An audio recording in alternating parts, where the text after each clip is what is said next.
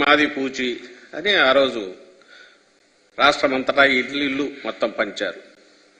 దాంట్లో 4-5 చూస్తే ఇవి కాక 600 హామీలు ఇచ్చినట్టున్నాడు మేనిఫెస్టోలో. లేకపోతే అదైతే ఇప్పుడు దొరకట్లే. ఇదేమంటే అప్పుడే తీసి పెట్టుకున్నాం కాబట్టి ఆ తర్వాత డిలీట్ చేసేశారు మేనిఫెస్టో.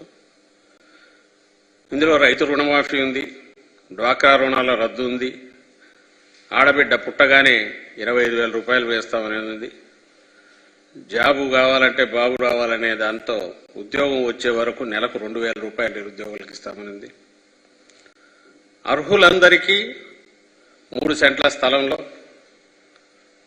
ఉచితంగా పక్కా ఇళ్లు కట్టిస్తామనింది. ఇవి దీనిలో ఉన్నవి. ఇదే ఎందుకు చూస్తున్నారంటే ఇక్కడ బాగా ప్రామినెంట్గా ఇంటింటికి పంచినారు, 3 ఫోటోలు పెట్టినారు, అండ్ చంద్రబాబు నాయుడు సంతకం కూడా ఉంది. అందువల్ల దీన్ని చూపిస్తున్నాం. దీనికి సంజాయిషి ఇచ్చి ఉండాలి, ఎందుకంటే ఇవేం జరగలేదు కాబట్టి.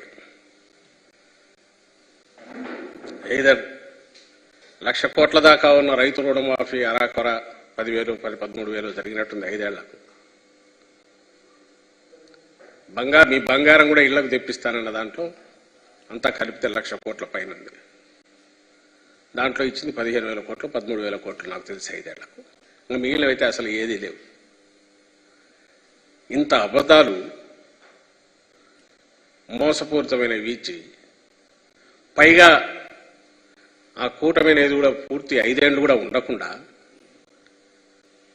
మళ్ళీ ఇప్పుడు ఏ మొహం పెట్టుకుని 3 ఒకే స్టేజ్ మీదకి వచ్చారు. ఈ స్టేజ్ మీద నిలబడి మళ్ళీ రాష్ట్ర ప్రజలకు పిలుపు ఇవ్వగలిగారు అనేది ప్రశ్న. నిన్నటి సభ ఏదైనా అది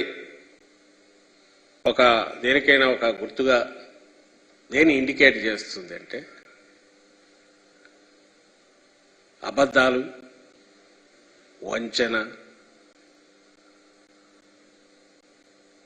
అలాగే బాధ్యతారాహిత్యం, అలాగే ఈ రాష్ట్రమన్నా ఆంధ్ర రాష్ట్ర ప్రజలన్నా వీళ్ళు ఏం చేసినా వీళ్ళ దగ్గర చెల్లుతుంది,